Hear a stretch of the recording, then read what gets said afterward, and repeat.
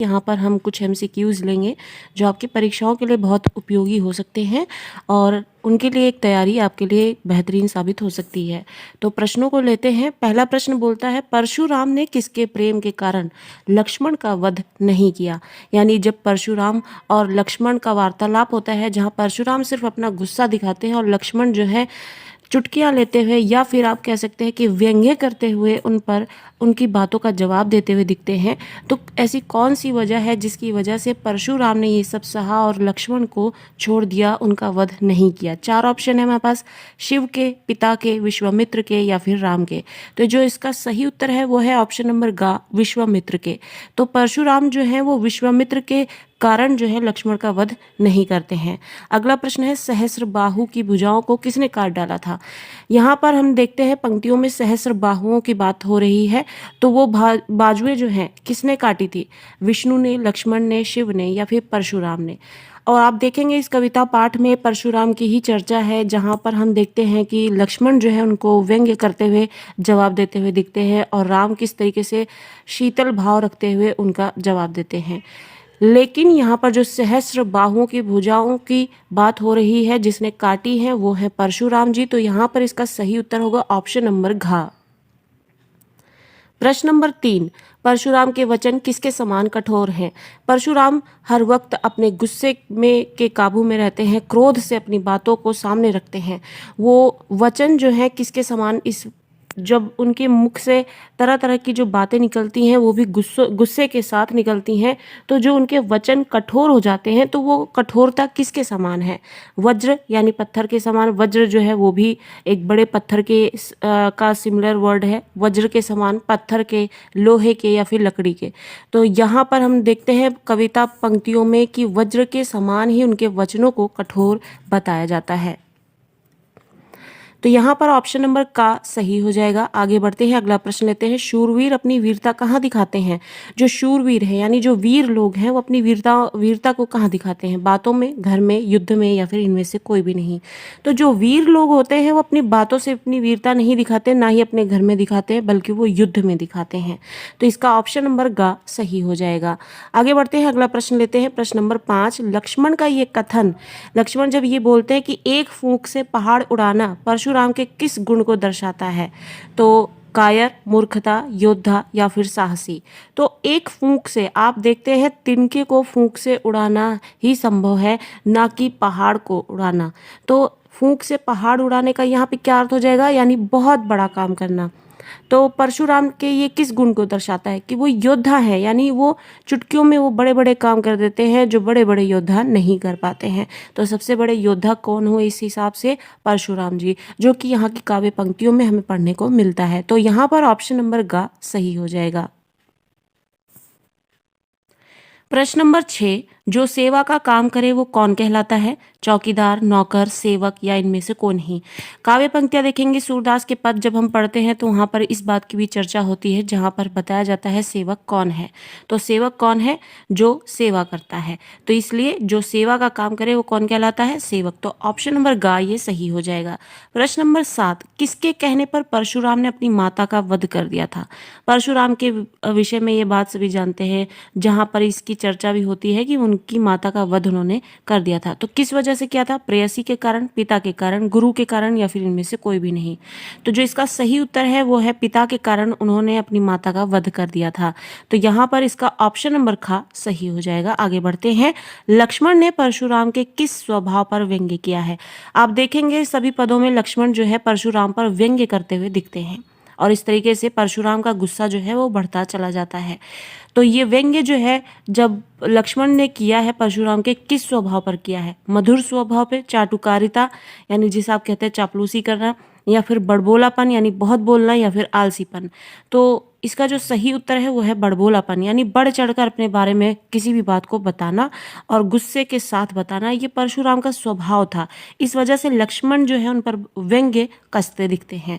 तो यहाँ पर इसका जो सही उत्तर होगा वो होगा ऑप्शन नंबर ग। आगे बढ़ते हैं, भृगुसुत से तात्पर्य है। अब आप देखेंगे पदों में हमें भृगुसुत शब्द देखने को मिलता है। अब इसका क्या तात्पर्य है, सुत का मतलब होता है पुत्र, भृगु यानी भृगुवंश।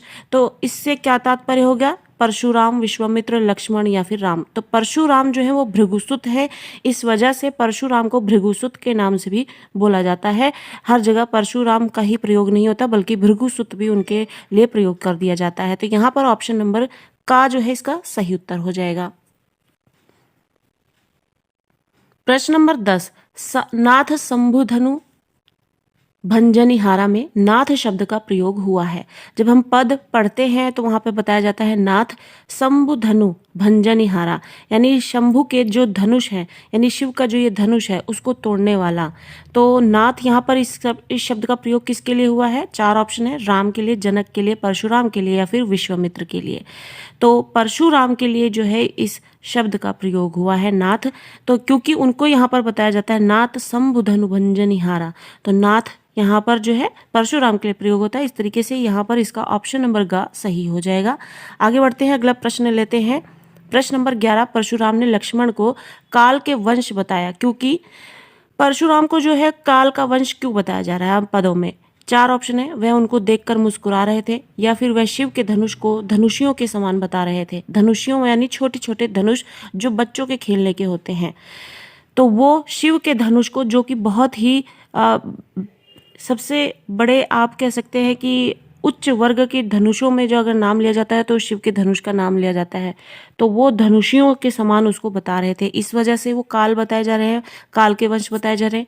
या फिर अगला ऑप्शन है, वह परशुराम को चुनौती दे रहे थे, या फिर वह शिव के धनुष पर ममता का कारण पूछ रहे थे। तो यहाँ पर ऑप्शन नंबर खा सही होगा कि वे शिव के धनुष को धनुषियों के समान बता रहे थे, इसलिए उनको काल के वश में बताया जा रहा है। यहाँ पर वंश जो है गलत शब्द का प्रयोग किया गया है, काल के वश में, यानी कि आप गलत काम कर रहे हो, यानी आप भगवान के या ईश्वर के आप प्रकोप से बच नहीं पाओगे, ये कहने का अर्थ है इस प्रश्न का। तो परशुराम जब इस बात को कहते हैं कि शिव का जो धनुष है वो छोटे छोटे धनुषियों के समान है, यानी बच्चों के खेलने वाले धनुष के समान है, तो वो काल के वश में आ रहे हैं ऐसी बातें बोलकर। परशुराम विश्व में प्रसिद्ध थे। परशुराम जो है वो विश्व में किस लिए प्रसिद्ध है? बाल ब्रह्मचारी के रूप में, अत्यंत क्रोधी के रूप में, महान मुनि के रूप में, या फिर क्षत्रियों के शत्रु के रूप में। तो जो परशुराम है वो क्षत्रियों के शत्रु के रूप में हमेशा से जाने जा रहे हैं और विश्व में प्रसिद्ध हैं। तो यहाँ पर इसका सही उत्तर जो है ऑप्शन नंबर घ हो जाएगा। प्रश्न नंबर 13, लक्ष्मण ने परशुराम के वचनों को बताया है। लक्ष्मण ने जो है परशुराम के वचनों को क्या बताया है? शांत और शुभ, शास्त्र के विरुद्ध, आनंददायक, करोड़ों वज्रों के समान कठोर। तो आप पद में पढ़ते हुए देखेंगे कि लक्ष्मण जो है परशुराम की हर बात का व्यंग्य के साथ जवाब देते हैं। तो इसके अनुसार उनको, वो लक्ष्मण को जो है वो परशुराम की हर एक बात जो है करोड़ों वज्रों के समान कठोर लगती है। तो ऑप्शन नंबर घ यहाँ पर इसका सही उत्तर हो जाएगा। प्रश्न नंबर 14, लक्ष्मण के अनुसार परशुराम को शोभा नहीं दे रहा था। तो लक्ष्मण जो है उनको कहाँ लगता है कि परशुराम को ये काम जो है, ये कार्य जो है वो शोभा नहीं देते, उनको ये नहीं करने चाहिए। तो वो कौन से थे? 4 ऑप्शन है, अपनी प्रशंसा स्वयं करना, अस्त्र शस्त्र धारण करना, गालियां देना, या मारने की धमकियां देना। तो लक्ष्मण के अनुसार परशुराम को गालियां देना शोभा नहीं देता है, इसलिए इसका उत्तर यहाँ पर ऑप्शन नंबर ग सही हो जाएगा। प्रश्न नंबर 15, सभा के सभी लोगों ने अनुचित बताया। सभा में मौजूद सभी लोगों को क्या चीज ऐसी अनुचित लगती है जिसको यहाँ पर बताया जा रहा है? परशुराम का क्रोध करना, लक्ष्मण का अपशब्द बोलना, विश्वामित्र का लक्ष्मण को ना टोकना, या जनक का चुप रहना। तो लक्ष्मण का अपशब्द बोलना, यानी लक्ष्मण को जो है वो परशुराम को अपशब्द नहीं बोलने चाहिए थे, व्यंग्य के साथ उत्तर नहीं देने चाहिए थे, ये सभा में मौजूद सभी लोगों को गलत लगता है, अनुचित लगता है। तो प्रश्न नंबर 15 का सही उत्तर जो होगा वो ऑप्शन नंबर ख हो जाएगा। प्रश्न नंबर 16, विश्वामित्र के अनुसार साधु किसके दोषों को मन में धारण नहीं करते? यानी साधुओं का क्या गुण है, वो कौन से दोषों को मन में नहीं पालते हैं और ना ही धारण करते हैं? वृद्धों के, युवकों के, स्त्रियों के, या फिर बालकों के? तो बालकों के जो दोष है वो मन में धारण नहीं करते हैं, साधुओं का ये गुण है। लेकिन विश्वामित्र जो यहाँ पे बताते हुए हमें दिखते हैं कि पदों में, कि विश्वामित्र के अनुसार वो ये बताते हुए हमें दिखाए जाते हैं कि परशुराम जिस तरीके से हमें यहाँ पर क्रोधित दिख रहे हैं, एक साधु को ये शोभा नहीं देता है कि वो बालकों की बातों को इस तरीके से मन में लगाए और उसका जवाब इतने गुस्से में होकर दे। तो वो गुस्से के काबू में नहीं होना चाहिए, साधुओं का ये गुण है जो कि विश्वामित्र के द्वारा बताया जाता है। तो ऑप्शन नंबर घ यहाँ पर सही हो जाएगा। आगे बढ़ते हैं। आपके व्यवहार को संसार में कौन नहीं जानता। जब ये बात बोली जाती है लक्ष्मण के द्वारा, तो ये शब्द किसने किसके प्रति कहे हैं। तो जब हम पद पढ़ते हैं तो देखा जाता है कि परशुराम अपना क्रोध व्यक्त करते हैं और पर लक्ष्मण जो है हर वक्त उनका जवाब जो है वो व्यंग्य से देते हैं। तो इसका जो सही उत्तर होगा ऑप्शन नंबर ख हो जाएगा। लक्ष्मण ने परशुराम के प्रति ये बातें बोली है कि आपके व्यवहार को संसार में कौन नहीं जानता। आगे बढ़ते हैं। परशुराम गुरु के ऋण से कैसे उऋण होना चाहते थे। जो परशुराम है वो अपने गुरु के ऋण से, यानी अपने जो गुरु के कर्ज के तले, वो बोझ के तले जो दबे हुए हैं, उससे वो कैसे मुक्त होना चाहते हैं। धनुष को जोड़कर, ऋण चुकाकर, गुरु की भक्ति करके या धनुष तोड़ने वाले का वध करके। तो परशुराम जो है अपने गुरु के ऋण से उऋण होना चाहते हैं धनुष तोड़ने वाले का वध करके। तो यहाँ पर ऑप्शन नंबर घ सही हो जाएगा। प्रश्न नंबर 19। लक्ष्मण परशुराम से संघर्ष क्यों नहीं करना चाहते थे। जो लक्ष्मण है वो परशुराम से संघर्ष क्यों नहीं करना चाहते थे। यहाँ पे 4 ऑप्शन है। परशुराम बड़े थे इसलिए, लक्ष्मण डरता था इसलिए, परशुराम बीमार थे इसलिए, या फिर परशुराम ब्राह्मण थे। तो जो इसका सही उत्तर है वो है परशुराम ब्राह्मण थे इसलिए लक्ष्मण जो है। प्रश्न नंबर 21। लक्ष्मण को शांत रहने के लिए किसने कहा। जब पदों में हमें ये दिखाया जाता है कि लक्ष्मण जो है अपशब्द का प्रयोग कर रहे हैं या फिर व्यंग्य करते हुए दिख रहे हैं, तो सभा जो है उन्हें शांत रहने के लिए कहती है। तो सभा में ही सबसे ज़्यादा दबाव जिसका पड़ता है वो किसका है, कि कौन उनको शांत करना चाहता है। 4 ऑप्शन है। श्री राम ने, राजा जनक ने, विश्वामित्र ने, प्रजा ने। तो जो इसका सही उत्तर है वो है श्री राम ने। श्री राम ने बड़े ही शीतल भाव से लक्ष्मण को शांत करने का प्रयास किया है। प्रश्न नंबर 22। तुलसीदास के आराध्य देव कौन थे, यानी कि तुलसीदास जो है कौन से देवता की आराधना करते थे। तो श्री कृष्ण है, निर्गुण ईश्वर है, या दशरथ सुत श्री राम है, या फिर शिव है। तो तुलसीदास जो है वो दशरथ सुत श्री राम की आराधना करते थे, वो उनके आराध्य देव थे। तो इस तरीके से ऑप्शन नंबर ग यहाँ पर इसका सही हो जाएगा। प्रश्न नंबर 23। हे नाथ, शिव धनुष को तोड़ने वाला तुम्हारा ही कोई दास होगा। ये शब्द किसने किसको कहे होंगे। तो लक्ष्मण ने राम को, राम ने परशुराम को, जनक ने परशुराम को, या फिर हनुमान ने जनक को। जब पदों में हमें ये बात बताई जाती है, बोलते हैं कि हे नाथ, शिव धनुष को तोड़ने वाला तुम्हारा ही कोई दास होगा, तो ये बात जो है राम ने परशुराम को बोला है। तो यहाँ पर ऑप्शन नंबर ख इसका सही उत्तर हो जाएगा। प्रश्न नंबर 24। परशुराम ने सेवक किसे कहा है। परशुराम के अनुसार जो है वो सेवक कौन है, जो सम्मान करे, जो सेवा करे, जो आज्ञा का पालन करे, या जो कुछ भी ना करे।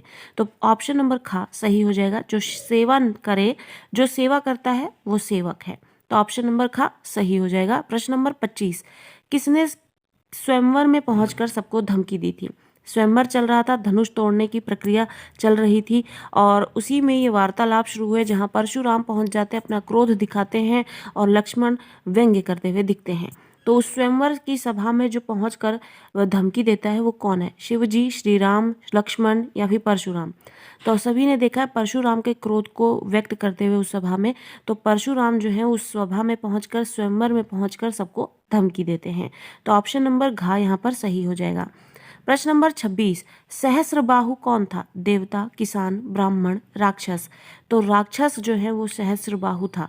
उस राक्षस का वध करते हुए उसकी चर्चा की गई है, और पद में ये बताया गया है कि सहस्रबाहु का वध किया था परशुराम ने, इसकी चर्चा होती है। और सहस्रबाहु जो है वो एक राक्षस था।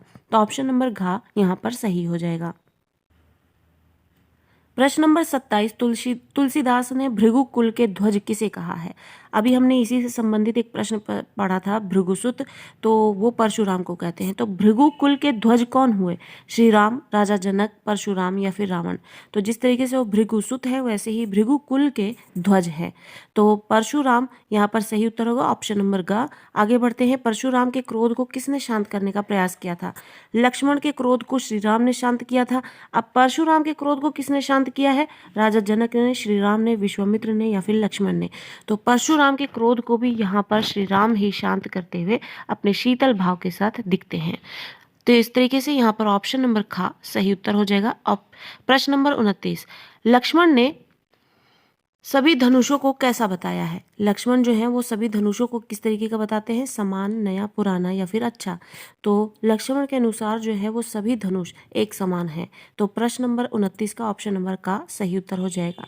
प्रश्न नंबर 30। परशुराम लक्ष्मण का वध क्या समझकर नहीं करते हैं। जो परशुराम है उन्होंने लक्ष्मण का वध क्या समझकर, क्या सोचकर नहीं किया। 4 ऑप्शन है, ब्राह्मण समझकर, कायर समझकर, राजकुमार समझकर या फिर बालक समझकर। तो परशुराम ने लक्ष्मण का वध इसलिए नहीं किया क्योंकि वो उनको बालक समझकर भुला देना चाहते थे।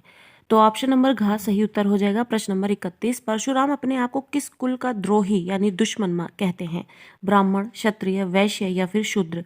तो परशुराम जो है अपने आप को क्षत्रिय कुल का द्रोही यानी कि दुश्मन कहते हैं। तो ऑप्शन नंबर ख सही उत्तर होगा। प्रश्न नंबर 32, देवता, ब्राह्मण, भक्त और गाय पर किस कुल में वीरता नहीं दिखाई जाती थी? जब इस पदों में हम इस बात की चर्चा को पढ़ते हैं जहां पर ये बताया हुआ दिखाया जाता है कि देवता, ब्राह्मण, भक्त और गाय पर ये कभी भी प्रहार नहीं करते। कौन से कुल के लोग? ब्राह्मण कुल के लोग, रघु कुल के लोग। तो इस तरीके से यहाँ पर हमें पद में इस बात की चर्चा होती हुई दिखाई देती है कि देवता है, ब्राह्मण है, भक्त है और गाय, ये इन पर प्रहार कौन, किस कुल के लोग नहीं करते, अपनी वीरता का प्रदर्शन नहीं करते हैं?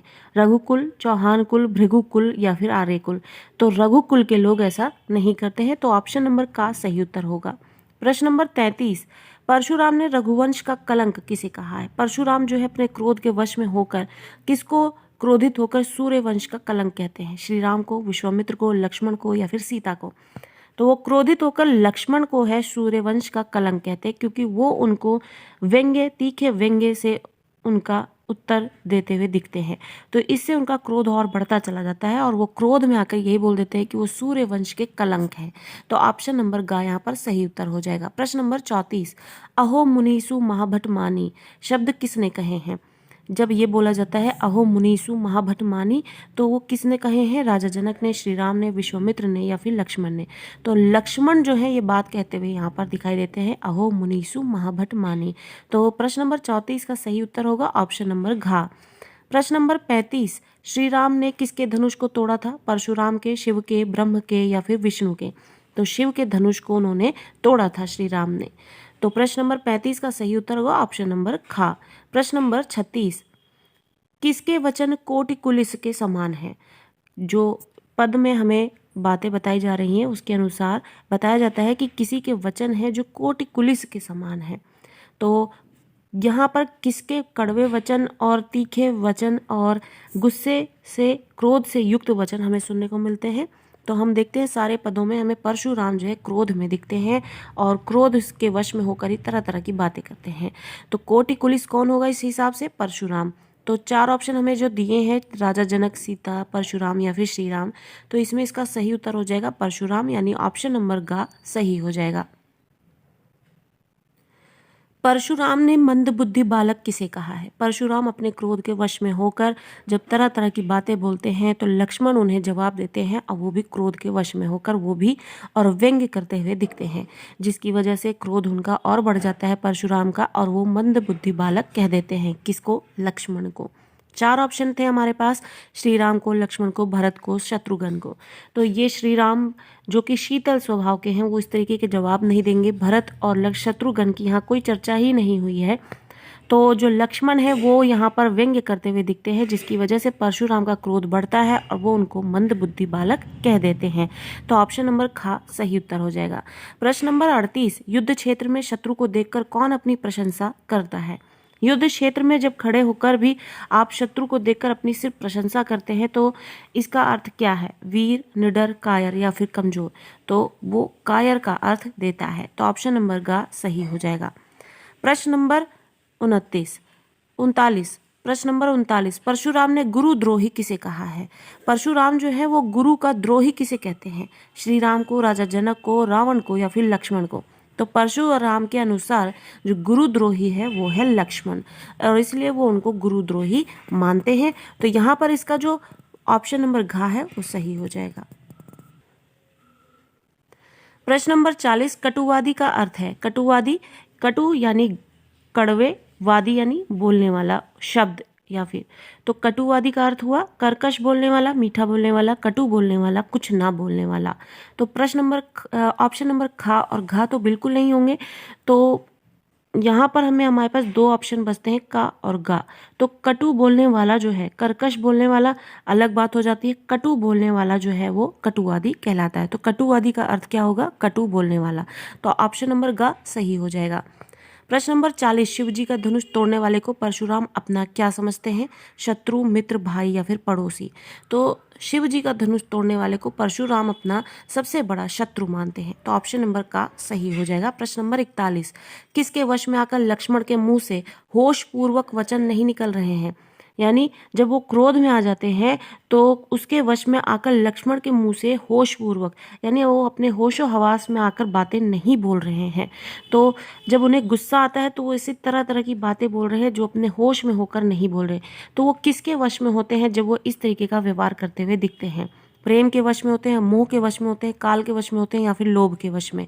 तो काल के वश में होने की वजह से लक्ष्मण के मुंह से होश पूर्वक वचन नहीं निकल रहे हैं। तो ऑप्शन नंबर ग सही होगा। प्रश्न नंबर 42, लक्ष्मण का ये कथन एक फूंक से पहाड़ उड़ाना परशुराम के किस गुण को दर्शाता है, योद्धा, कायर, साहसी या फिर मूर्खता। तो योद्धा जो है होना यहाँ पर इस बात को दर्शाता है, एक फूंक से पहाड़ को उड़ाने वाली प्रक्रिया पर या फिर व्यवहार पर। तो ऑप्शन नंबर का सही हो जाएगा। प्रश्न नंबर 43, परशुराम पृथ्वी जीत कर किसे दान कर चुके हैं। परशुराम जो अपने अपने यहाँ पर बल का, शौर्य का गीत गाते हुए दिखते हैं और साथ में ये बताते हुए भी दिखते हैं कि उन्होंने पृथ्वी को जीता है और पृथ्वी को जीतने के बाद उन्होंने उसका दान भी कर दिया है। तो वो किसको किया है, माता पिता को, गुरु को, राजाओं को या फिर ब्राह्मणों को। तो ऑप्शन नंबर घ यहाँ पर सही हो जाएगा कि उन्होंने, परशुराम ने पृथ्वी को जीत कर ब्राह्मणों को दान कर दिया है।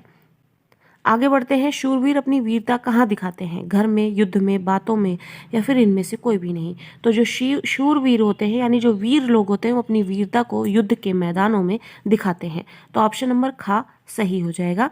प्रश्न नंबर 45, परशुराम के वचन किसके समान कठोर हैं, वज्र के, लोहे के, पत्थर के, लोहे के। तो परशुराम के जो वचन है वो वज्र के समान कठोर है। तो ऑप्शन नंबर का सही हो जाएगा। प्रश्न नंबर 46, लक्ष्मण ने परशुराम के किस स्वभाव पर व्यंग्य किया है। लक्ष्मण जो है वो परशुराम के किस स्वभाव पर व्यंग्य करते हुए दिखाई देते हैं, चाटुकारिता, आलसीपन, मधुर, बड़बोलापन। तो प्रश्न नंबर 46 का सही उत्तर होगा ऑप्शन नंबर घ, कि परशुराम के बड़बोलेपन से ही लक्ष्मण जो है उनके स्वभाव पर, इस स्वभाव पर व्यंग्य करते हुए दिखते हैं। प्रश्न नंबर 47, सहस्त्रबाहु की भुजाओं को किसने काट डाला था। जो सहस्त्रबाहु राक्षस था उसकी भुजाओं को किसने काटा था, लक्ष्मण ने, परशुराम ने, विष्णु ने या फिर शिव ने। तो परशुराम ने उनकी भुजाओं को काटा था। तो ऑप्शन नंबर ख यहाँ पर सही हो जाएगा। परशुराम शिव को क्या मानते हैं। प्रश्न पूछता है कि परशुराम जो है वो शिव को अपना क्या मानते हैं। 4 ऑप्शन है, पिता, ईश्वर, गुरु या फिर सेवक। तो वो गुरु मानते हैं। तो ऑप्शन नंबर ग सही हो जाएगा। प्रश्न नंबर 49, परशुराम का स्वभाव कैसा है, उदारशील, क्रोधी या फिर चंचल। तो परशुराम का जो स्वभाव है वो क्रोधी है। तो ऑप्शन नंबर ग सही हो जाएगा। प्रश्न नंबर 50, किसके कहने पर परशुराम अपनी माता का वध कर देते हैं, गुरु के, पिता के, प्रेयसी के या फिर इनमें से कोई भी नहीं। तो परशुराम जो है वो अपने पिता के कहने पर, पिता की वजह से जो है अपनी माता का वध कर देते हैं। तो ऑप्शन नंबर ख यहाँ पर सही हो जाएगा। प्रश्न नंबर 51, परशुराम ने किसके प्रेम के कारण लक्ष्मण का वध नहीं किया। ये प्रश्न जो पूछ रहा है कि परशुराम जो है जब अपने क्रोध के वश में होकर तरह तरह की बातें बोलते हैं तो लक्ष्मण जो है प्रत्युत्तर में उनको व्यंग्य के साथ पेश होते हुए दिखते हैं। तो उस पर उनका जब गुस्सा और भी बढ़ता जाता है तो वो उनका वध करना चाहते हैं, लेकिन ऐसी कौन सी वजह है जो उनको वध करने से उनको रोकती है, शिव के, राम के, पिता के या विश्वामित्र के। तो परशुराम जो है वो विश्वामित्र के प्रेम में लक्ष्मण का वध नहीं करते हैं। तो ऑप्शन नंबर घ यहाँ पर सही हो जाएगा। अगला प्रश्न लेते हैं, साहस और शक्ति के साथ क्या होना बेहतर है, दिमाग, क्षमता, विनम्रता या फिर लक्ष्य। जब हम पद को पढ़ते हैं तो वहाँ पर साहस और शक्ति की भी बात होती है कि जब साहस और शक्ति के साथ, जब दोनों साथ होते हैं तो उसका साथ में रहना क्या जरूरी है, वो है विनम्रता।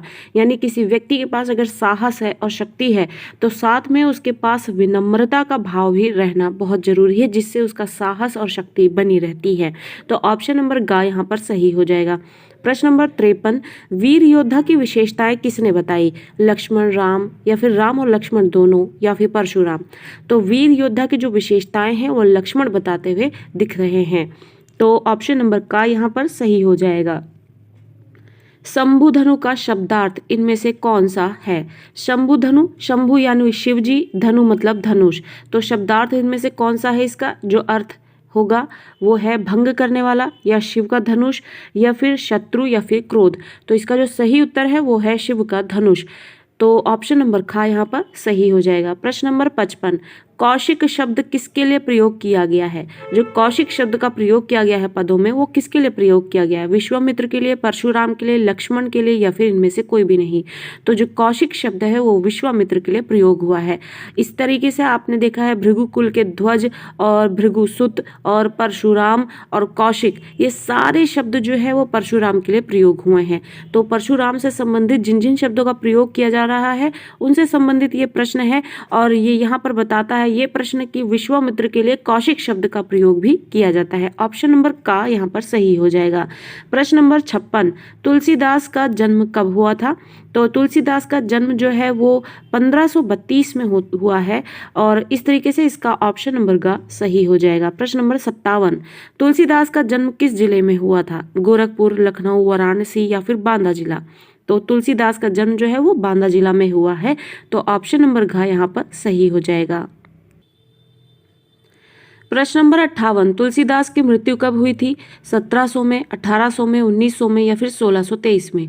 तो तुलसीदास जी की जो मृत्यु है वो 1623 में हुई थी। तो ऑप्शन नंबर घ यहाँ पर सही हो जाएगा। प्रश्न नंबर 59, तुलसीदास की मृत्यु कहाँ हुई थी? तुलसीदास की मृत्यु काशी में, इलाहाबाद में, दिल्ली में, या फिर लखनऊ में? तो तुलसीदास की जो मृत्यु है वो काशी में हुई थी। तो ऑप्शन नंबर का यहाँ पर सही हो जाएगा। प्रश्न नंबर 60, रामचरितमानस किस भाषा में लिखी गई है? अवधी भाषा में, भोजपुरी में, अंग्रेजी में, ब्रज भाषा में? तो रामचरितमानस जो है वो अवधी भाषा में रचित है। तो ऑप्शन नंबर का सही हो जाएगा। प्रश्न नंबर 61, विनय पत्रिका किस भाषा में लिखी गई है? जो विनय पत्रिका है वो भी तुलसीदास द्वारा ही रचित है। तो इससे संबंधित ये भी प्रश्न बन सकता है कि विनय पत्रिका किसकी रचना है? तो विनय पत्रिका किस भाषा में लिखी गई है? अवधी भाषा में, भोजपुरी में, ब्रज भाषा में, या फिर मैथिली में? तो विनय पत्रिका जो है वो ब्रज भाषा में लिखी गई है। तो इसलिए आप इससे अंदाजा बिल्कुल ना लगाए कि रामचरितमानस अवधी भाषा में है तो ये भी अवधी में होगी। तो जो जो रचनाएं हैं उनका उसके भाषा का प्रभाव भी उसी तरीके से है और बदलाव भी उसी तरीके से है। तो विनय पत्रिका जो है ब्रज भाषा में लिखी गई है। ऑप्शन नंबर ग सही हो जाएगा। प्रश्न नंबर 62, राम लक्ष्मण परशुराम संवाद रामचरितमानस के किस कांड से लिया गया है? ये जो हम पद पढ़ रहे हैं जिसका नाम है राम लक्ष्मण परशुराम का संवाद, वो रामचरित के किस कांड में आप देखते हैं? किष्किंधा कांड में, बाल कांड में, या फिर उत्तर कांड में, या फिर इनमें से कोई भी नहीं? तो ये जो कांड है वो बाल कांड है जो कि राम लक्ष्मण परशुराम के संवाद को दिखाता है रामचरितमानस में। तो यहाँ पर ऑप्शन नंबर ख सही हो जाएगा। प्रश्न नंबर 63, तुलसीदास किस काव्य धारा के कवि हैं? तुलसीदास जो है वो एक युग, जिस युग के कवि हैं वो है भक्ति धारा, भक्ति युग, भक्ति काल युग। तो उसमें भी एक काव्य धारा थी जिससे वो अपने आप को जुड़े हुए मानते थे और उससे, उस युग से, उस युग धारा से, उस काव्य धारा से वो जुड़े हुए माने जाते हैं। तो वो धारा कौन सी है? राम भक्ति काव्य धारा, कृष्ण भक्ति काव्य धारा, निर्गुण भक्ति काव्य धारा, या इनमें से कोई नहीं? तो जो इसका सही उत्तर है वो है राम भक्ति काव्य धारा। अब कैसे आप याद रखेंगे इसे? तुलसीदास जी जो है वो अपने आराध्य देव राम को मानते थे, वो राम भक्ति काव्य धारा के इस तरीके से कवि माने जाते हैं। तो तुलसीदास जी जो है वो राम भक्ति काव्य धारा के कवि हैं। तो ऑप्शन नंबर का यहाँ पर सही हो जाएगा। प्रश्न नंबर 64, कवितावली किस भाषा में लिखी गई है? तो कवितावली का भी यहाँ पे प्रश्न पूछा जा रहा है। कवितावली जो है वो ब्रज किस में लिखी है? ब्रज भाषा में, भोजपुरी में, अवधी में, या फिर इनमें से कोई भी नहीं? तो कवितावली जो है वो ब्रज भाषा में लिखी है। विनय पत्रिका जो है वो अभी हमने देखा था, विनय पत्रिका दूसरी भाषा में लिखी है, रामचरितमानस दूसरी भाषा में लिखी है, और कवितावली की बात की गई तो ये दूसरी भाषा में। तो इस तरीके से सभी रचनाओं का उनकी भाषा के साथ आपको याद करना बहुत जरूरी है कि वो कौन कौन सी भाषाओं में लिखी गई है। तो कवितावली जो है वो ब्रज भाषा में लिखी गई है। अगला प्रश्न है, सहस्त्रबाहु का वध किसने किया था? सहस्त्रबाहु जो कि एक राक्षस था, उसका वध किया था, उसकी भुजाएं भुजाएं जो है वो उसकी भुजाएं जो है परशुराम ने काटी थी। तो इसकी एक चर्चा यहाँ पर हुई है पदों में। तो सहस्त्रबाहु का वध किसने किया है? विश्वामित्र ने, लक्ष्मण ने, राम ने या फिर परशुराम ने? तो परशुराम ने जो है वो सहस्त्रबाहु का वध किया था। तो ऑप्शन नंबर घ यहाँ पर सही हो जाएगा। रिपु का अर्थ होता है, रिपु का क्या अर्थ होता है? मित्र, शत्रु, राजा या फिर प्रजा। तो रिपु का अर्थ होता है शत्रु। तो ऑप्शन नंबर ख यहाँ पर सही हो जाएगा। प्रश्न नंबर 67, परशु का अर्थ है। तो परशु जो शब्द है उसका क्या अर्थ होता है? फरसा या फिर चाकू या फिर तलवार या फिर इनमें से कोई नहीं। तो इसका अर्थ होता है फरसा। तो यहाँ पे ऑप्शन नंबर का सही हो जाएगा। प्रश्न नंबर 68, राम लक्ष्मण किस वंश से संबंधित हैं? राम और लक्ष्मण जो हैं वो किस वंश से संबंधित है? सूर्य वंश से, चंद्र वंश से, अग्नि वंश से या इनमें से कोई भी नहीं। तो जब आप देखेंगे यहाँ पदों में बताया गया है कि परशुराम जो है क्रोधित होते हुए कहते हैं कि ये सूर्य वंश का जो कलंक है लक्ष्मण को, जब वो उनको व्यंग्य करते हुए उनको परेशान करते हैं और इस प्रकार उनको जब क्रोध आ जाता है तो ये कहते हैं वो सूर्य वंश के कलंक है, गुस्से में। तो यहाँ पर हमें पता चल जाता है कि राम और लक्ष्मण जो है वो किस वंश से संबंधित है? सूर्य वंश से। तो ऑप्शन नंबर का यहाँ पर सही हो जाएगा। महिदेव का अर्थ है, महिदेव का अर्थ क्या होता है? राजा, ब्राह्मण, इंद्र या फिर शिव जी। तो महिदेव जो है वो है ब्राह्मण। तो ब्राह्मण यहाँ पर इनका अर्थ हो जाएगा। तो ऑप्शन नंबर खा यहाँ पर सही हो जाएगा। प्रश्न नंबर 70, लक्ष्मण ने आत्म प्रशंसी किसे कहा है? आत्म प्रशंसी यानी खुद की प्रशंसा करना, बड़ाई करना। आत्म मतलब अपना। तो लक्ष्मण ने आत्म प्रशंसी किसे कहा है? विश्वामित्र को, स्वयं को, परशुराम को, इनमें से कोई भी नहीं। तो उन्होंने आत्म प्रशंसी परशुराम को कहा है क्योंकि वो समय समय पर अपने बल का, शौर्य का यहाँ पे गीत गाते हुए दिखते हैं और वो इस वजह से उनको आत्म प्रशंसी कहते हैं। और ये कहते हैं कि अपने शौर्य का गान जो है वीर लोग जो है वो मैदान में दिखाते हैं, ना कि उसका गीत गाते हुए सुनाई देते हैं। तो यहाँ पर जो सही ऑप्शन हो जाएगा वो होगा ऑप्शन नंबर ग। मही का अर्थ है आकाश, धरती, जल या फिर अग्नि। आप देखेंगे यहाँ पे आपको कई सारे शब्दों के अर्थ भी मिल जा रहे हैं जो कि आपके पदों से ही लिए हुए दिख रहे हैं। तो मही का क्या अर्थ है? धरती। तो ऑप्शन नंबर खा यहाँ पर सही हो जाएगा। प्रश्न नंबर 72, परशुराम के क्रोध को शांत करने के लिए कौन शीतल जल के समान बोलने लगे? तो परशुराम जो है वो परशुराम जो इतने क्रोधित स्वभाव के दिख रहे हैं निरंतर यहाँ पर, तो उनको शांत करने के लिए किसने अपने शीतल जल के समान वाले स्वभाव से उनको शांत करने की कोशिश की? लक्ष्मण, राम, विश्वामित्र या फिर इनमें से कोई नहीं। तो यहाँ पर हमने देखा है पदों में ये बताया गया कि शीतल जल के समान धैर्य रखने वाले और शांत स्वभाव के जो हैं वो हैं राम। तो उन्होंने ही परशुराम के क्रोध को शांत करने की कोशिश की। तो ऑप्शन नंबर खा यहाँ पर सही हो जाएगा। प्रश्न नंबर 73, कृषाणु का अर्थ क्या होगा? कृषाणु शब्द भी हमने यहाँ पे पदों में देखा है। तो इसका क्या अर्थ होता है? जल, अग्नि, विष या फिर अमृत। तो कृषाणु शब्द का जो अर्थ है वो है अग्नि। तो ऑप्शन नंबर खा यहाँ पर इसका सही उत्तर हो जाएगा। प्रश्न नंबर 74, परशुराम के अनुसार लक्ष्मण इनमें से क्या है? परशुराम जब क्रोधित होते हैं तो वो तरह तरह की बातें करते हैं अपने क्रोध के वश में होकर। तो वो लक्ष्मण को क्या कहते हैं? मूर्ख, कुबुद्धि, कुटिल या फिर उपर्युक्त सभी। तो परशुराम जो है लक्ष्मण को यहाँ पर इन्हीं सब शब्दों से जो है पुकारते हुए दिखते हैं, मूर्ख, कुबुद्धि और कुटिल। तो यहाँ पर ऑप्शन नंबर घ इसका सही उत्तर हो जाएगा। आगे देखते हैं अगला प्रश्न, शूरवीर को अपनी शूरता का प्रदर्शन करना चाहिए कहाँ पर? स्वयंवर के समय, अपने को औरों से बड़ा बताने के समय या फिर युद्ध भूमि में या फिर राजभवन में। तो शूरवीर को अपनी शूरता का प्रदर्शन जो है युद्ध भूमि में करना चाहिए। तो ऑप्शन नंबर ग यहाँ पर सही हो जाएगा। प्रश्न नंबर 76, परशुराम ने गाधिसूनु का प्रयोग किसके लिए किया है? तो यहाँ पर आप पदों में देखेंगे गाधिसूनु जो है एक शब्द का प्रयोग हुआ है, जिसका प्रयोग किसके लिए किया गया है ये प्रश्न हमसे पूछता है। स्वयं के लिए, गुरु वशिष्ठ के लिए, विश्वामित्र के लिए या फिर लक्ष्मण के लिए। तो यहाँ पर जो परशुराम ने गाधिसूनु शब्द का प्रयोग किया है वो विश्वामित्र के लिए किया है। तो गाधिसूनु जो है वो विश्वामित्र हैं। तो यहाँ पर परशुराम ने उनके लिए प्रयोग किया है। तो प्रश्न नंबर 76 का ऑप्शन नंबर ग सही हो जाएगा। प्रश्न नंबर 77, लक्ष्मण ने ऋण चुकाने के लिए परशुराम से किसे बुलाने के लिए कहा। जब लक्ष्मण जो है, लक्ष्मण से वार्तालाप होता है परशुराम का, तो परशुराम उन्हें बोलते हैं कि लक्ष्मण ने ऋण चुकाने के लिए परशुराम से किसे बुलाने के लिए कहा। किसी मध्यस्थ को, हिसाब किताब के जानकार को, अपने गुरु को, या राजदरबारियों को। तो उन्होंने हिसाब किताब के जानकार को ऋण चुकाने के लिए परशुराम से बुलाने के लिए कहा। तो ऑप्शन नंबर ख यहाँ पर सही उत्तर होगा। प्रश्न नंबर 78, लक्ष्मण के शब्द परशुराम के लिए क्या थे। क्रोध रूपी आग में जल के समान, शीतलता प्रदान करने वाले, जले पर नमक छिड़कने वाले, या क्रोध रूपी अग्नि में घी की आहुति के समान। तो जब लक्ष्मण जो है व्यंग्य करते हैं, अगर कोई व्यक्ति गुस्से में हो, चाहे वो सही हो या गलत हो, सामने से अगर आपको व्यंग्य सुनने को मिल रहा है तो आपका क्रोध और भी बढ़ता जाता है। तो वो जल के समान शांत और शीतल करने वाला तो बिल्कुल नहीं होगा। तो ऑप्शन नंबर का बिल्कुल नहीं है। शीतल प्रदान करने वाला भी नहीं था। अभी ऑप्शन गा और घा यहाँ हमें इसमें से सिलेक्ट करना है कि इसमें से सही उत्तर क्या होगा।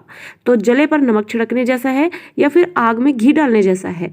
तो ऑप्शन नंबर घा इसका सही उत्तर होगा कि वो क्रोध रूपी अग्नि में घी की आहुति के समान था। क्या, लक्ष्मण के शब्द परशुराम के लिए। तो ऑप्शन नंबर घा यहाँ पर सही उत्तर होगा। प्रश्न नंबर 79, राम के वचन परशुराम के लिए क्या थे। जल के समान शीतल, शहद के समान मधुर, नीम के समान कड़वे, ककड़ी के समान। तो अब राम के वचन जो है उनके लिए कैसे थे। गा और घा ऑप्शन तो बिल्कुल नहीं होंगे। कड़वाहट तो उनकी बातों में बिल्कुल भी नहीं थी। तो कैसे थे उनके लिए वो वचन जो है परशुराम के लिए। तो वो वचन जो है उनके जल के समान शीतलता लिए हुए थे। तो राम के वचन जो है परशुराम के लिए जल के समान शीतल से थे। तो ऑप्शन नंबर का यहाँ पर सही हो जाएगा। प्रश्न नंबर 80, इस संवाद में कौन सा गुण है। माधुर्य गुण, ओज गुण, प्रसाद गुण, या इनमें से कोई नहीं। यानी जो जितने भी पद हमने पढ़े हैं जिसमें परशुराम लक्ष्मण का संवाद चल रहा है, तो ये सारे इनमें कौन सा गुण देखने को मिलता है। मधुरता, ओज, या फिर प्रसाद। तो ओज गुण दिखता है। ओज जिसमें हर कोई अपनी शक्ति का प्रदर्शन करने की कोशिश कर रहा है, तो ओज गुण लिए हुए है। तो यहाँ पर ऑप्शन नंबर ख सही होगा। प्रश्न नंबर 81, राम लक्ष्मण परशुराम संवाद में किस रस की प्रमुखता है। हास्य रस, करुण रस, शांत रस, या फिर वीर रस। तो वैसे ही जिस तरीके से ओज गुण है इसमें, वैसे ही यहाँ पर वीर रस है, क्योंकि हर कोई अपनी शक्ति का प्रदर्शन कर रहा है और वीरता का प्रदर्शन कर रहा है। तो यहाँ पर ऑप्शन नंबर घ सही हो जाएगा। प्रश्न नंबर 82, तुलसीदास किस शाखा के प्रतिनिधि कवि थे। प्रतिनिधि कवि यानी जो आगे मार्गदर्शित कर रहा है उस युग धारा को। तो बल्लभ मार्गी शाखा, शिव मार्गी शाखा, कृष्ण मार्गी शाखा, या फिर राम मार्गी शाखा। तो तुलसीदास जो कि राम को अपना जो आराध्य देव मानते हैं, वो उसी धारा से जुड़े हुए कवि हैं। तो राम मार्गी शाखा से ही वो प्रतिनिधि कवि भी माने जाते थे। तो प्रश्न नंबर 82 का सही ऑप्शन जो होगा वो होगा ऑप्शन नंबर घ। प्रश्न नंबर 83, प्रश्न नंबर 83, इनमें कौन सी रचना तुलसीदास जी की नहीं है। अब इनमें से कौन सी जो रचना तुलसीदास जी की नहीं है वो बताना है। रामचरितमानस, सुदामाचरित, कवितावली, या फिर विनय पत्रिका। तो जो रचना उनकी नहीं है वो है सुदामाचरित। तो ऑप्शन नंबर ख यहाँ पर सही हो जाएगा। प्रश्न नंबर 84, तुलसीदास जी के काव्य में किन किन रसों की प्रधानता रही है। यानी तुलसीदास जी ने जो भी रचनाएं लिखी हैं उसमें से मुख्य रस कौन सा दिखता है। श्रृंगार एवं करुण, या फिर करुण एवं रौद्र, शांत एवं करुण, या फिर हास्य एवं शांत। तो तुलसीदास के काव्यों में जो है जिस रस की प्रधानता दिखती है वो है शांत एवं करुण। यानी शांत भी है और करुण यानी दुख का प्रदर्शन भी उसमें हुआ है। तो ऑप्शन नंबर ग यहाँ पर सही हो जाएगा। प्रश्न नंबर 85, तुलसीदास ने अपने काव्य में किस भाषा का प्रमुखता से प्रयोग किया है। तुलसीदास जी ने जो अपनी काव्य कविताएं हैं, अपनी रचनाएं जो है उसमें किस भाषा का प्रयोग किया है। ब्रज भाषा, अवधी भाषा, खड़ी बोली, या फिर राजस्थानी। तो तुलसीदास जी ने अपनी काव्य में अवधी भाषा का प्रयोग किया है। तो ऑप्शन नंबर ख यहाँ पर सही हो जाएगा। प्रश्न नंबर 86, शिवजी के धनुष तोड़ने वाले की तुलना परशुराम ने अपने किस शत्रु से की है। तो जब शिव धनुष तोड़ा जा रहा था स्वयंवर में, सभा में, तो वो शिव धनुष तोड़ने की प्रक्रिया के दौरान ही परशुराम जो है अपने क्रोधित होते वहां पहुंच जाते हैं और वो ये बताते हैं कि उनका धनुष तोड़ने वाला जो व्यक्ति है, वो शिव का धनुष तोड़ने वाला जो व्यक्ति है उनके लिए एक शत्रु के समान है। तो वो किस शत्रु के समान है। सहस्रबाहु, बाहु, घटोत्कच या कर्ण या फिर दुर्वासा ऋषि। तो उनके लिए वो सहस्रबाहु के समान है, जो कि एक राक्षस था जिसका उन्होंने वध किया था, उसकी भुजाओं को उन्हें काट दिया था, जिसका गीत वो गाते हुए सभा में दिखते हैं, जिससे कि उनके शौर्य और बल का पता चल सके, और क्रोध जो कि वो क्रोध के साथ उसका प्रदर्शन करते हैं। तो प्रश्न नंबर 86 का ऑप्शन नंबर का यहाँ पर सही होगा। प्रश्न नंबर 87, का क्षति लाभ जून धनु तोरे। यहाँ जून शब्द का क्या अर्थ है? जून का महीना, जीर्ण, या फिर जून का धनुष, या फिर सम्मानित। तो यहाँ पर जून का जो अर्थ है वो है जीर्ण। तो जीर्ण यहाँ पर इसका अर्थ है, तो ऑप्शन नंबर खा यहाँ पर सही हो जाएगा। प्रश्न नंबर 88, राम ने धनुष किस धोखे से छू लिया था? राम जो है वो धनुष को धोखे से छू लेते हैं। तो किस धोखे में छूते हैं वो? कि धनुष बहुत मजबूत है, या फिर धनुष एकदम नया है, या धनुष उनसे उठेगा नहीं, या फिर धनुष बहुत भारी है। तो राम ने धनुष को जिस धोखे में छू लिया था वो धोखा ये था कि धनुष एकदम नया है, तो इसलिए उन्होंने उसको छुआ, और वो उनके छूने मात्र से ही धनुष जो है वो टूट गया, जो कि बड़े बड़े वीर जो है उसको अपनी सभी ताकत का प्रयोग करने के बावजूद भी उसको उठा भी नहीं पाए, तोड़ने की बात ही दूर है। तो राम ने धोखे में ही धनुष को जब हाथ लगाया, ये जानकर कि वो नया है, जबकि उनके छूते ही वो धनुष तुरंत टूट जाता है। तो ऑप्शन नंबर खा इसका सही उत्तर होगा। प्रश्न नंबर 87, परशुराम ने अपनी भुजाओं के बल से क्या कर दिया? धरती को क्षत्रियों से रहित, क्षत्रियों का पालन, गरीब लोगों की सहायता, या विश्व विजय। तो परशुराम ने अपनी भुजाओं के बल से, उनकी भुजाओं में जो बल था उसकी मदद से उन्होंने धरती को क्षत्रियों से रहित कर दिया। तो यहाँ पर प्रश्न नंबर 87 का ऑप्शन नंबर का सही हो जाएगा। आगे बढ़ते हैं। प्रश्न नंबर 89, तर्जनी देखकर कौन मर जाता है? तर्जनी उंगली की बात हो रही है, हाथों की उंगलियों की बात हो रही है। तर्जनी देखकर कौन मर जाता है? कायर व्यक्ति, कुम्हड़बतिया यानी छुई मुई, या फिर अहंकारी व्यक्ति, या फिर काशीफल। तो तर्जनी को देखकर कौन मर जाता है? कुम्हड़बतिया यानी छुई मुई। छुई मुई जिसको आप छू लो तो भी वो मुरझा जाती है, सिकुड़ जाती है। उसी तरीके से वो लोग जो सिर्फ छोटी से इशारे से ही डर जाते हैं, घबरा जाते हैं, वही लोग एक उंगली देखकर मर जाते हैं। तो कुम्हड़बतिया यानी छुई मुई लोग जो हैं वो तर्जनी देखकर भी मर जाते हैं। तो 89 का यहाँ पे प्रश्न नंबर 89 का जो सही उत्तर होगा वो ऑप्शन नंबर खा होगा। अगला प्रश्न है प्रश्न नंबर 90, रघुकुल के लोग किन किन पर दया करते हैं? जो रघुकुल है वो उसमें जो लोग दया भाव रखते हैं वो दया भाव किस किस पर रखते हैं? गरीबों पर, महिलाओं पर, ब्राह्मणों पर, या फिर देवता, ब्राह्मण, ईश्वर के भक्त व गाय पर। तो रघुकुल के कुल के जो लोग हैं वो देवता, ब्राह्मण, ईश्वर के भक्त और गाय, इन सभी पर दया करते हुए दिखते हैं। तो ऑप्शन नंबर घ यहाँ पर सही उत्तर हो जाएगा। प्रश्न नंबर 91, तुलसीदास के आराध्य कौन है?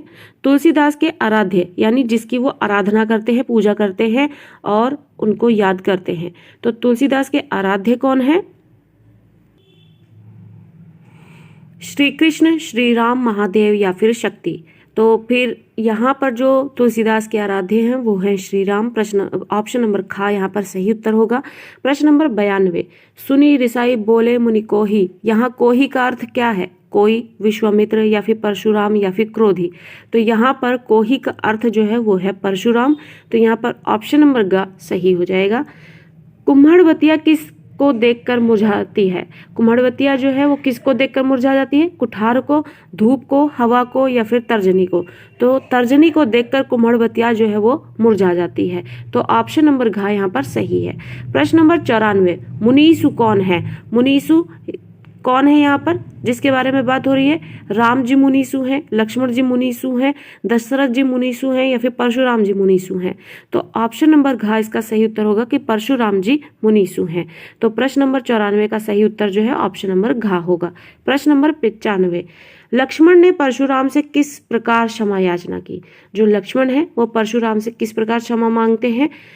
4 ऑप्शन है। मैंने कुछ अनुचित कहा हो तो धैर्य धारण करके मुझे क्षमा करना, या फिर हम आपसे किसी प्रकार का युद्ध, लड़ाई झगड़ा नहीं करना चाहते हैं, या फिर आपका आदर सत्कार करना ही हमारा धर्म है, या फिर उपर्युक्त सभी।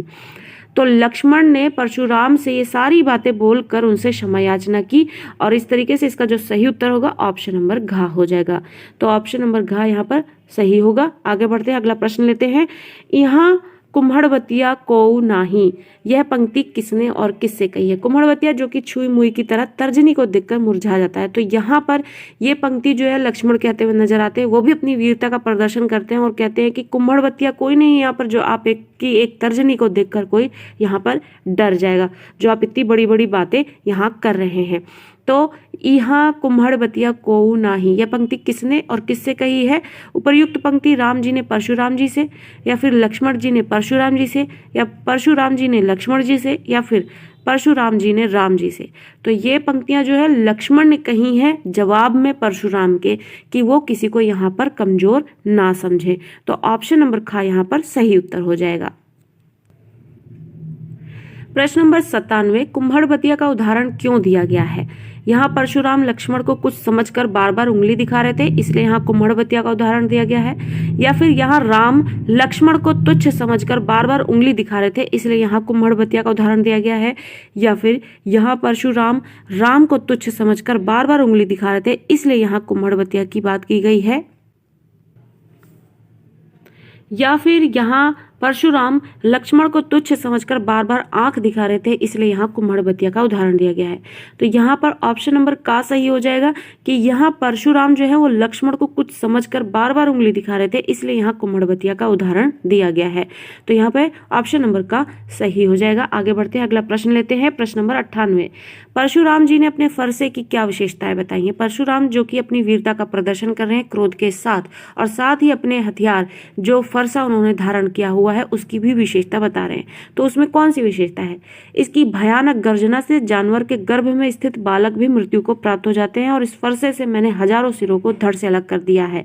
या फिर इसकी भयानक गर्जना से पशु के गर्भ में स्थित बालक भी मृत्यु को प्राप्त हो जाते हैं, और इस फरसे से मैंने हजारों सिरों को धड़ से अलग कर दिया है। या फिर इसकी भयानक गर्जना से स्त्री के गर्भ में स्थित बालक भी मृत्यु को प्राप्त हो जाते हैं, और इस फरसे से मैंने हजारों सिरों को धड़ से अलग कर दिया है। या फिर इनमें से कोई नहीं। तो इसका ऑप्शन नंबर गा जो है वो सही होगा कि स्त्री के गर्भ में पलने वाला बालक भी जो है मृत्यु को प्राप्त हो जाता है इस फरसे के प्रकोप से, और इस फरसे से उन्होंने हजारों सिरों को धड़ से अलग किया है। ये फरसे की उन्होंने विशेषताएं यहाँ पर बताई हैं। तो ऑप्शन नंबर ग यहाँ पर सही हो जाएगा। प्रश्न नंबर 99, लक्ष्मण परशुराम से बहस क्यों कर रहे हैं? यहाँ पर जितने भी पद हैं सब में आप देखेंगे कि परशुराम जो है अपना क्रोध प्रदर्शित कर रहे हैं और लक्ष्मण जो है तीखे व्यंग्यों के साथ उसका उत्तर दे रहे हैं। तो ये लक्ष्मण परशुराम से बहस यहाँ पर क्यों करते हुए दिखाई दे रहे हैं?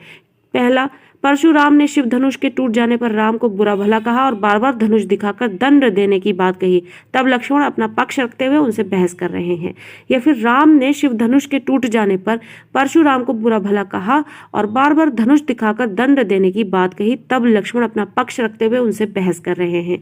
या फिर परशुराम ने राम धनुष के टूट जाने पर राम को बुरा भला कहा और बार बार धनुष दिखाकर दंड देने की बात कही, तब लक्ष्मण अपना पक्ष रखते हुए उनसे बहस कर रहे हैं।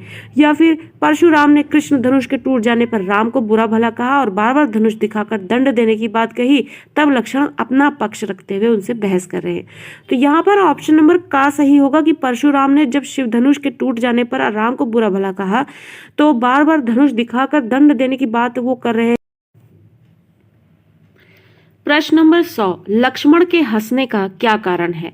लक्ष्मण जो है आपको यहाँ पर दिखेंगे कि परशुराम के साथ संवाद करते हुए बीच बीच में हंसते भी हैं, व्यंग्य भी करते हैं।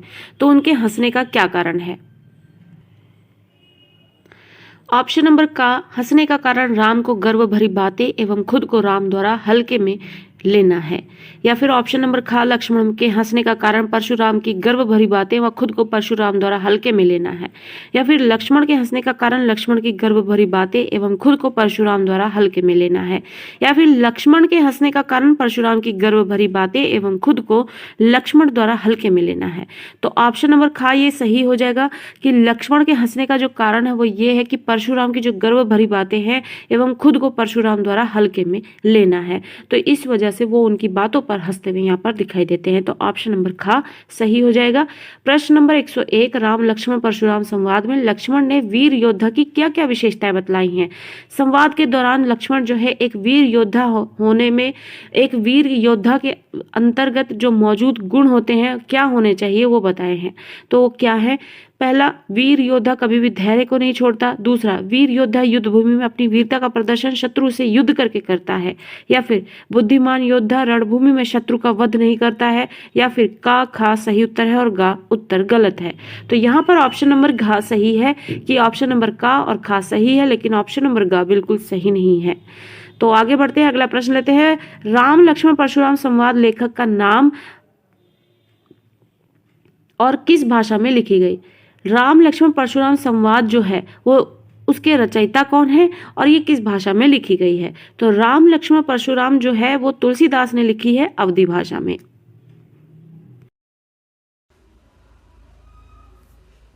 प्रश्न नंबर 1, कोही विशेषण किसके लिए प्रयुक्त हुआ है। लक्ष्मण के लिए, राम जी के लिए, साधुओं के लिए या फिर मुनि परशुराम के लिए। तो जो कोही विशेषण है, जब पदों में हमने देखा है कोही विशेषण का प्रयोग हुआ है, तो वो कोही विशेषण जो है वो मुनि परशुराम जी के लिए प्रयोग होता हुआ दिखाई देता है। अगला प्रश्न लेते हैं। प्रस्तुत काव्यांश में गोसाई किसे बोला गया है। परशुराम को, राम जी को, लक्ष्मण को या फिर ये सभी। तो यहाँ पर गोसाई जो है वो परशुराम जी को बोला जाता है। अगला प्रश्न लेते हैं। प्रस्तुत काव्यांश में श्री राम ने स्वयं को किसका दास बताया। हनुमान का, शिव का, परशुराम का या फिर इनमें से कोई भी नहीं। तो श्री राम ने स्वयं को परशुराम का जो अपने आप को दास बताया है। तो श्री राम ने स्वयं को किसका दास बताया है। तो उन्होंने अपने आप को परशुराम का दास बताया है। अगला प्रश्न लेते हैं। परशुराम ने सेवक किसे कहा है। तो परशुराम जो है वो यहाँ पर सेवक शब्द का प्रयोग करते हुए दिखते हैं। वो किसको कहते हैं। सेवा धर्म का पालन करने वाले को, लड़ाई करने वाले को, धनुष तोड़ने वाले को या फिर इनमें से कोई भी नहीं। तो वो सेवा धर्म का पालन करने वाले को सेवक का नाम देते हैं, सेवक शब्द उसके लिए प्रयोग करते हैं। अगला प्रश्न लेते हैं। लक्ष्मण ने शिव धनुष की तुलना किससे की है। लक्ष्मण ने शिव धनुष की तुलना किससे की। हाथ के बने धनुषों से, बचपन में खेलते हुए तोड़े गए धनुषों से, नकली धनुषों से या फिर इनमें से कोई भी नहीं। तो यहाँ पर लक्ष्मण ने शिव धनुष की जो तुलना है उसकी किससे तुलना की है। बचपन में खेलते हुए तोड़े गए धनुषों से।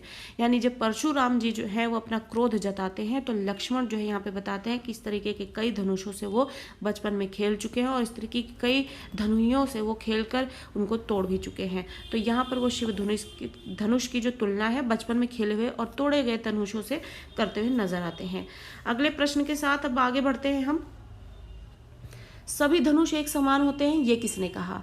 अब सभी धनुष जो होते हैं वो एक ही समान होते हैं, कोई ज़्यादा पावरफुल या कम पावरफुल नहीं होता है। जब यहाँ पर लक्ष्मण और परशुराम जब अपने अपने यहाँ पर विचार प्रस्तुत करते हैं तो उसके अनुसार जब ये बात बोली जाती है कि सभी धनुष जो है एक समान होते हैं, तो ये बात किसने कही। राम ने, परशुराम ने, लक्ष्मण ने या फिर मुनि विश्वामित्र ने। तो ये बात जो है वो लक्ष्मण ने कही है। अगला प्रश्न लेते हैं, आगे बढ़ते हैं।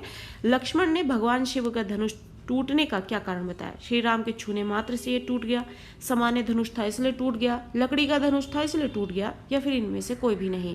तो उन्होंने जो कहा वो ये कि श्री राम के छूने मात्र से ये धनुष टूट गया, यानी कि हमारे जो श्री राम हैं, हमारे जो भाई हैं, उनकी ताकत और उनके जो शौर्य का अंदाजा जो आप इसी से ही लगा सकते हैं। अगला प्रश्न लेते हैं। परशुराम ने क्रोधित होकर लक्ष्मण को अपने बारे में क्या बताया। परशुराम जब क्रोधित होते हैं तो लक्ष्मण को अपने विषय में बहुत सारी बातें बताते हैं। वो क्या है इनमें से बातें। बाल ब्रह्मचारी हूँ, अत्यंत क्रोधी स्वभाव का हूँ, विश्व में क्षत्रिय कुल के शत्रु के रूप में विख्यात हूँ या फिर उपरोक्त सभी। तो उन्होंने अपने विषय में ये तीनों बातें जो है एक्सप्लेन की हैं, बताई हैं कि वो ब्रह्मचारी भी हैं, बहुत ही क्रोधी भी हैं, अत्यंत क्रोधी स्वभाव है उनका और वो क्षत्रिय कुल के शत्रु के रूप में भी जाने जाते हैं। अगला प्रश्न है हमारे सामने। परशुराम ने लक्ष्मण को क्या समझकर उसका वध ना करने की बात कही है।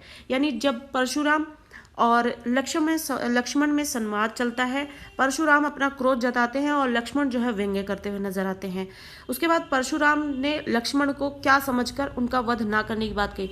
जब लक्ष्मण व्यंग्य करते हैं तो परशुराम का क्रोध और भी बढ़ता जाता है, जिस पे परशुराम जो है क्रोधित होकर ये कहते हैं कि मैं तुमको ये समझकर तुम्हारा वध नहीं कर रहा हूं, वरना अब तक तुम्हारा वध कर देता, क्रोध से वशीभूत होकर मैं। तो क्या कहते हैं उनको, बालक, राजा, क्षत्रिय या इनमें से कोई नहीं। तो वो लक्ष्मण को बालक समझकर जो है उनका वध नहीं करते हैं। अगला प्रश्न है हमारे सामने, परशुराम ने लक्ष्मण को क्या चेतावनी दी। अब परशुराम जो है वो लक्ष्मण को क्या चेतावनी देते हुए नजर आते हैं। माता पिता की को चिंता में मत डाल, या फिर बालकों के समान बने रहो, या फिर वाद विवाद मत कर, या फिर उपरोक्त में से कोई भी नहीं।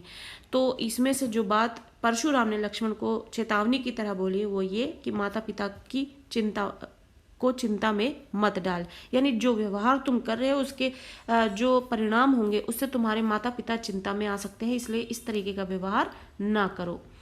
अगला प्रश्न है हमारे सामने कि लक्ष्मण ने परशुराम को क्या कहा। लक्ष्मण जो है उन्होंने परशुराम को क्या कहा कि आप स्वयं को बड़ा योद्धा मानते हैं, या फिर बार बार मुझे फरसा दिखाते हैं, या आप फूंक से ही पहाड़ उड़ाना चाहते हैं, या फिर उपरोक्त सभी। तो उन्होंने इसमें से ये सारी बातें जो है उनको कहते हुए नजर आते हैं। लक्ष्मण जो है परशुराम को ही बार कहते हुए नजर आते हैं कि आप अपने आप को स्वयं को बहुत बड़ा योद्धा मानते हैं क्या, या फिर बार बार मुझे फरसा दिखाते हैं, या आप फूंक से ही पहाड़ उड़ाना चाहते हैं। तो ये सारी बातें जो है उनको कहते हुए नजर आते हैं। अगला प्रश्न लेते हैं, काव्यांश के आधार पर बताइए कि रघुकुल के व्यक्ति किस पर अपनी वीरता का प्रदर्शन नहीं करते।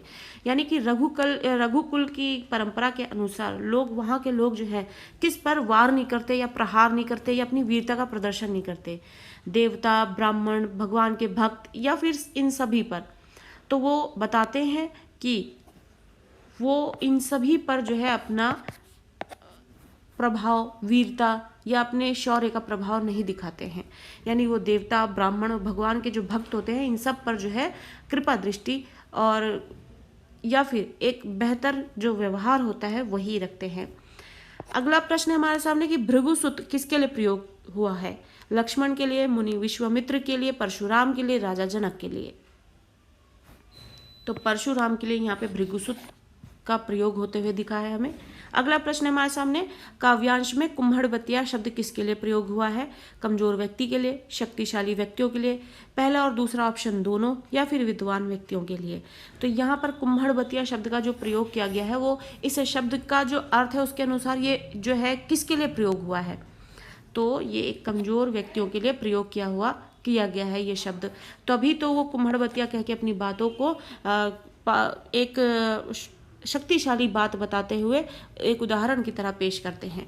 अगला प्रश्न लेते हैं, काव्यांश के आधार पर बताइए कि कौन फूंक से ही विशाल पर्वत को उड़ा देना चाहता है। लक्ष्मण, परशुराम, राम या फिर विश्वामित्र। तो यहाँ पर परशुराम जो है वो विशाल पर्वत को भी फूंक से उड़ा देना चाहते हैं, जिसके लिए लक्ष्मण जो है वो व्यंग्य करते हुए भी दिखते हैं हमें।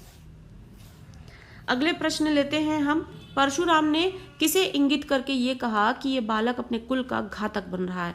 परशुराम बहुत क्रोधित है और जब जब लक्ष्मण व्यंग्य करते हैं तो उनका क्रोध और भी बढ़ जाता है, जिसकी वजह से वो ऐसी ऐसी बातें बोलते हैं जिसका अंदाजा नहीं लगाया जा सकता।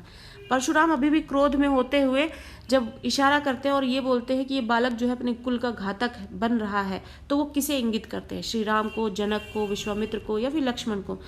यहाँ पर ऑब्वियस सी बात है, इसका उत्तर हमारे सामने जो है कि लक्ष्मण को देख के ही वो बोलते हैं, क्योंकि लक्ष्मण जो है वो व्यंग्य करते हुए नजर आते हैं और परशुराम की बातों का जो उत्तर है वो एक अलग तरीके से देते हुए नजर आते हैं, जिसकी वजह से परशुराम का जो क्रोध है वो बढ़ता जाता है। और क्रोध में आकर परशुराम जो है ये कहते हुए नजर आते हैं कि ये बालक जो है ये अपने कुल का घातक बन रहा है, इस तरीके का व्यवहार है जो। तो इस तरीके से यहाँ पर वो लक्ष्मण को इंगित करते हुए दिखते हैं। अगला प्रश्न है, प्रस्तुत पद्यांश के जो रचनाकार हैं वो कौन है। सूरदास, जायसी, तुलसीदास या फिर कबीरदास। तो जैसा कि हम सभी को मालूम है तुलसीदास जो है इनके रचनाकार हैं। अगला प्रश्न है, परशुराम ने विश्वामित्र के समक्ष लक्ष्मण को किसके समान बताया है। परशुराम जो है उन्होंने विश्वामित्र के समक्ष उनके सामने लक्ष्मण की जो का कंपेयर किया है वो किससे करते हुए बताया।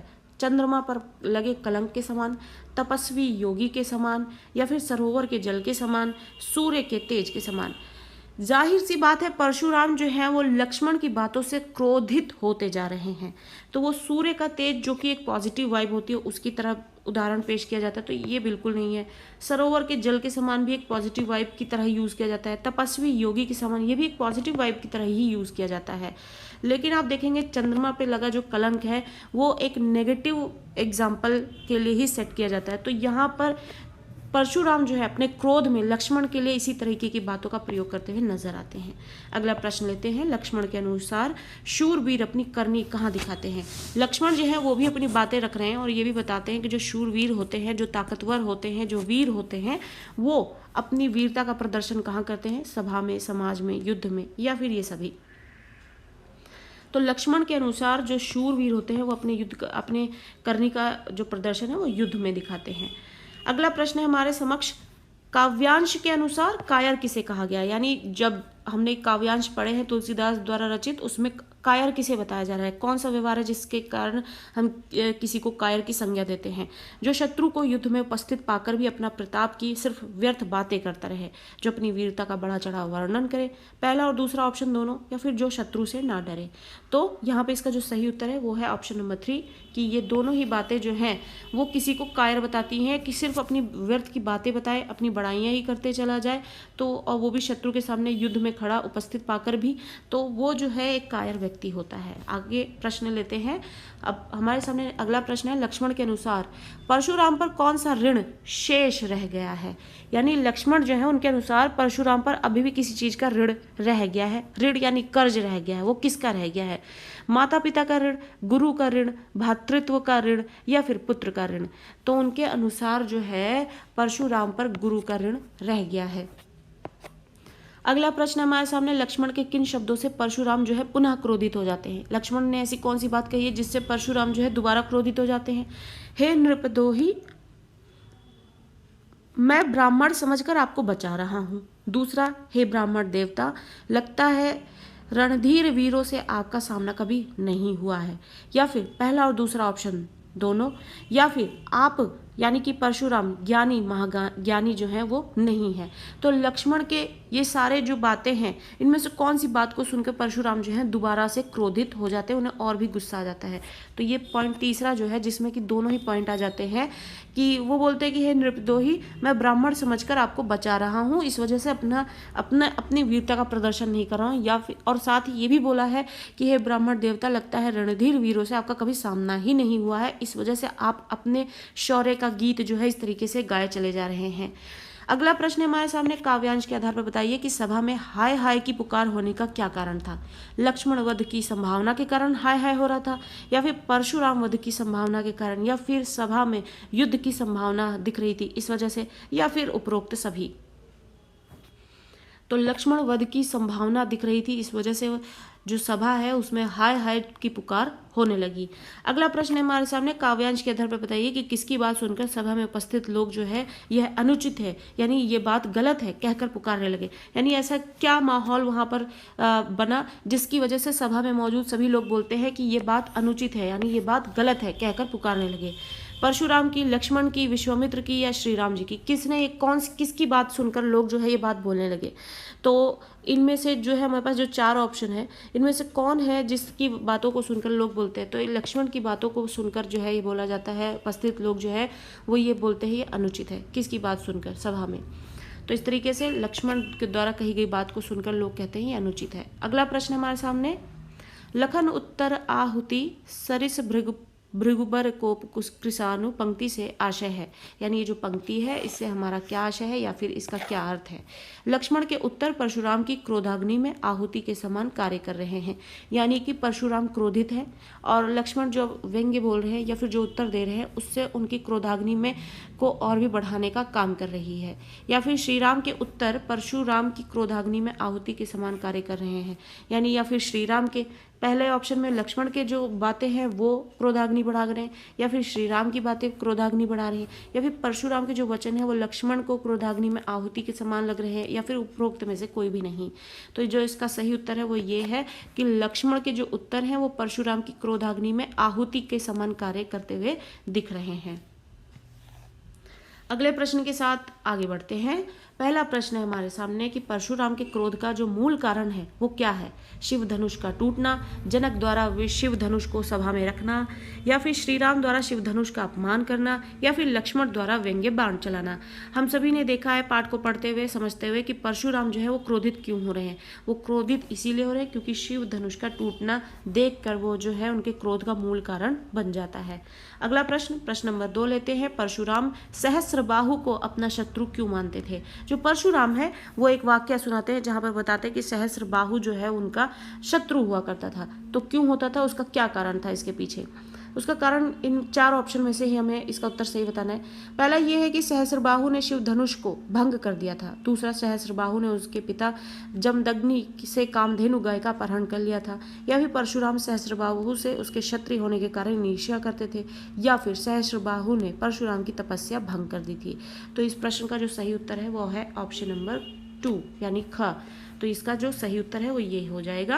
आगे बढ़ते हैं अगले प्रश्न के साथ। प्रश्न नंबर 3, लक्ष्मण जी ने परशुराम को शिव धनुष के बारे में क्या कहा। लक्ष्मण जी जो है वो परशुराम को बताते हैं शिव धनुष के बारे में। वो अपना पॉइंट ऑफ व्यू जो है दिखाने की कोशिश करते हैं। तो वो क्या बताते हैं, यह धनुष पुराना था इसलिए टूट गया, या फिर इस टूटे हुए धनुष को अपने साथ ले जाइए, या फिर ऐसे धनुष जो है हमने बचपन में बहुत से तोड़ डाले हैं, या फिर उपरोक्त में से कोई भी नहीं।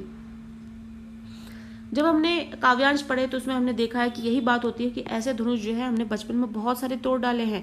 और ये बात जो है बताते हैं लक्ष्मण जी परशुराम को कि शिव धनुष जो है वो इस वजह से टूटता है क्योंकि जो श्री राम का शौर्य है उसके आगे ये धनुष जो है उनके सामने वो बचपन में तोड़ी गई धनुषों के समान ही है। अगला प्रश्न है हमारे सामने, लक्ष्मण ने शिव धनुष के टूटने के विषय में परशुराम को क्या सफाई पेश की। यानी कि लक्ष्मण जो है वो शिव धनुष के टूटने का कारण बताते हैं परशुराम को और उसके लिए सफाई पेश करते हुए नजर आते हैं। वो सफाई क्या दी उन्होंने। श्री राम ने तो केवल इसे छुआ था पर ये छूते ही टूट गया, फिर इसमें श्री राम का क्या दोष। दूसरा है, पुराना होने के कारण यह धनुष जर्जर हो गया था, यानी पुराना था तो कमजोर हो गया इसलिए टूट गया। धनुष अधिक भारी था इसलिए प्रत्यंचा चढ़ाते हुए ही टूट गया। यानी कि आप सभी जानते हैं धनुष किस तरीके से गोलाई आकार में होता है और उस पर प्रत्यंचा चढ़ाई जाती है जिस पर तीर अटका के तीर का निशाना बनाया जाता है। तो प्रत्यंचा चढ़ाते हुए ही जो है लक्ष्मण बताते हैं कि धनुष बहुत भारी था, प्रत्यंचा चढ़ाते हुए टूट गया। फिर धनुष की डोरी छोटी होने के कारण प्रत्यंचा चढ़ाते हुए वो टूट गया। तो इन चारों ऑप्शन में से कौन सी सफाई दी है लक्ष्मण ने यहाँ पर हमें, तो वो ये कि उन्होंने ये कहा कि श्री राम ने तो इसे केवल छुआ था पर ये छूते ही टूट गया, फिर इसमें श्री राम का क्या दोष। प्रश्न नंबर 5 लेते हैं, परशुराम ने लक्ष्मण को ये क्यों कहा कि क्या तू मुझे केवल मुनि समझता है। तो परशुराम ने लक्ष्मण से ये बात क्यों कही। वे लक्ष्मण को तुच्छ बालक समझते थे जो उनसे बराबरी नहीं कर सकते थे। उन्होंने पूर्व में कई बार पृथ्वी को क्षत्रियों से विहीन कर ब्राह्मणों को दान में दे दिया था, इसलिए उन्हें अपने बल का अभिमान था। या फिर परशुराम एक क्षत्रिय थे, या फिर उपरोक्त में से कोई भी नहीं। तो इसमें से क्या कारण था जो परशुराम जो है लक्ष्मण को ये कहते हुए नजर आते कि तू मुझे क्या एक मामूली सा मुनि समझता है। तो इसका सही उत्तर क्या होगा, क्यों कहा उन्होंने, ये बात क्यों बताई। क्योंकि उन्होंने पूर्व में कई बार पृथ्वी को क्षत्रियों से विहीन कर ब्राह्मणों को दान में दे दिया था, इसलिए उन्हें अपने बल का अभिमान था। प्रश्न नंबर 6 लेते हैं, परशुराम ने अपनी भुजाओं के बल से कौन सा कार्य कर दिया था। तो परशुराम ने अपनी भुजाओं के बल से 4 ऑप्शन दिए गए हमें। देवताओं का कल्याण किया, धरती को क्षत्रियों से रहित किया, क्षत्रियों का पालन किया, या फिर असमर्थ व्यक्ति की सहायता की। तो इसका जो सही उत्तर हो जाएगा वो हो जाएगा धरती को क्षत्रियों से रहित किया था। प्रश्न नंबर 7 लेते हैं, परशुराम के लिए लक्ष्मण के शब्द किसके समान थे। जो परशुराम है उनके जो के लिए जो लक्ष्मण के शब्द हैं, परशुराम ने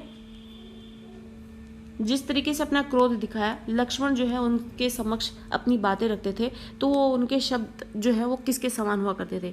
शीतल जल के समान, जले पर नमक के समान, क्रोध रूपी अग्नि में घी के समान, या समुद्र में उठती लहरों के समान।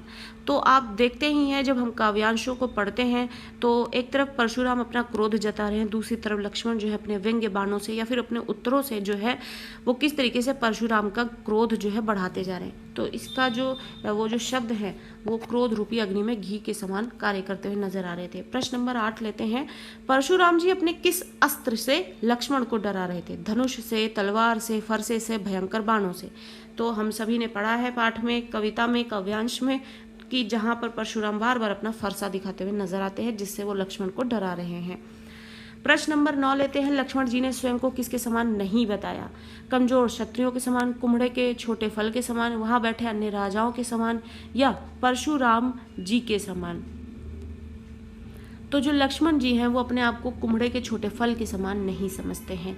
प्रश्न नंबर 10 लेते हैं। यहाँ कुम्हड़बतिया कोऊ नाही, यानी यहाँ पर कुम्हड़बतिया कोई भी नहीं है। पंक्ति से क्या आशय है? यहाँ कोई भी मेरे जैसा क्षत्रिय नहीं है, यहाँ कोई कुम्हार के घड़े के समान नहीं है, यहाँ कोई भी कुम्हड़े के छोटे फल के समान नहीं है, या उपरोक्त में से कोई भी नहीं।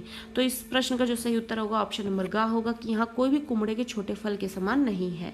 प्रश्न नंबर 11 लेते हैं। लक्ष्मण जी परशुराम जी को क्या समझकर अपने क्रोध को सहन कर रहे थे? लक्ष्मण जो है वो परशुराम जी को क्या समझते हैं और फिर अपने क्रोध को सहन करते हुए नजर आते हैं? उन्हें भृगुवंशी व जनेऊधारी समझते हैं, इस वजह से उन्हें साधारण तपस्वी और मुनि समझते हैं इसलिए, या फिर उन्हें एक कमजोर ब्राह्मण समझते हैं, या फिर उपरोक्त में से कोई भी नहीं। तो जो इसका सही उत्तर होगा वो होगा ऑप्शन नंबर का, उन्हें भृगुवंशी व जनेऊधारी समझकर ही लक्ष्मण जी जो है वो अपने क्रोध को सहन करते हैं। प्रश्न नंबर 12। लक्ष्मण ने अपने कुल की किस विशेषता का उल्लेख किया है? लक्ष्मण जी जो हैं वो अपने कुल की विशेषता का उल्लेख करते हुए नजर आते हैं। तो अपने कुल की किस विशेषता का उल्लेख करते हो? उनके कुल से संबंधित व्यक्ति जो है वो निहत्थे पर वार नहीं करते। दूसरा, उनके कुल से संबंधित व्यक्ति देवता, ब्राह्मण, भगवान के भक्त और गाय पर प्रहार नहीं करते। या फिर उनके कुल से संबंधित व्यक्ति ब्राह्मण, मुनि या तपस्वी से विवाद नहीं करते। या फिर उनके कुल से संबंधित व्यक्ति किसी ब्राह्मण, मुनि का, तपस्वी का अपमान नहीं करते। तो वो अपने कुल की जो विशेषता बताते हैं वो है ऑप्शन नंबर ख, कि उनके कुल से संबंधित व्यक्ति जो हैं वो देवता, ब्राह्मण, भगवान के भक्त और गाय पर कभी भी प्रहार नहीं करते हैं। अगले प्रश्नों के साथ आगे बढ़ते हैं। प्रश्न नंबर 13। परशुराम विश्वामित्र से लक्ष्मण की क्या शिकायत करते हैं? परशुराम जो है वो विश्वामित्र से लक्ष्मण जी की शिकायत करते हैं। क्या शिकायत करते हैं? ये बालक अत्यंत मंदबुद्धि है और काल के वश में आकर अपने ही कुल का नाश करने वाला है। ये बालक अत्यंत वाक्पटु है और मुझे इसकी बातों ने बहुत प्रभावित किया है। या फिर ये बालक बहुत हट कर रहा है, मैं इसे नष्ट कर दूंगा। ये बालक मेरा अपमान कर रहा है और तुम मौन होकर सुन रहे हो। तो इन चारों में से कौन सा ऑप्शन है जिसको परशुराम जो है विश्वामित्र से लक्ष्मण जी की शिकायत करते हुए बोलते हैं? तो जो इसका सही उत्तर होगा ऑप्शन नंबर का है, जहां पर वो ये बोलते हैं कि ये बालक अत्यंत ही मंदबुद्धि है और काल के वश में आकर ही वो अपने कुल का नाश करने वाला है। प्रश्न नंबर 14 लेते हैं। लक्ष्मण परशुराम को शूरवीरों की किस विशेषता के बारे में बताते हैं? जो शूरवीर होते हैं वे अपनी प्रशंसा स्वयं नहीं करते। या फिर जो शूरवीर होते हैं वे अपनी करनी युद्ध में दिखाते हैं, बातों से अपना वर्णन नहीं करते। या फिर जो शूरवीर होते हैं वे आपकी तरह अपने बल का अभिमान नहीं करते। या फिर उपरोक्त में से कोई भी नहीं। तो इसका जो सही उत्तर होगा प्रश्न नंबर 14 का वो ऑप्शन नंबर ख, जो शूरवीर होते हैं वे अपनी करनी युद्ध में दिखाते हैं, बातों से अपना वर्णन नहीं करते। प्रश्न नंबर 15। माता पिता ही उरिन भय नीके से क्या आशय है? आप माता पिता के ऋण से तो मुक्त हो गए, आप पर माता पिता का ऋण बाकी है, आपको माता पिता के ऋण को नहीं भूलना चाहिए, या उपरोक्त में से कुछ भी नहीं। तो प्रश्न नंबर 15 का जो सही उत्तर होगा वो होगा ऑप्शन नंबर का, कि आप माता पिता के ऋण से तो मुक्त हो गए। प्रश्न नंबर 16। लक्ष्मण ने परशुराम से ऋण चुकाने के लिए किसे बुलाने को कहा था? लक्ष्मण जी जो हैं वो परशुराम से ऋण चुकाने के लिए किसी को बुलाने के लिए कहते हैं। किसको कहते हैं? अपने गुरु को, राजा दशरथ को, या फिर हिसाब किताब जानने वाले को, या फिर किसी बिचौलिए को। तो वो किसको बुलाते हैं? हिसाब किताब जानने वाले को।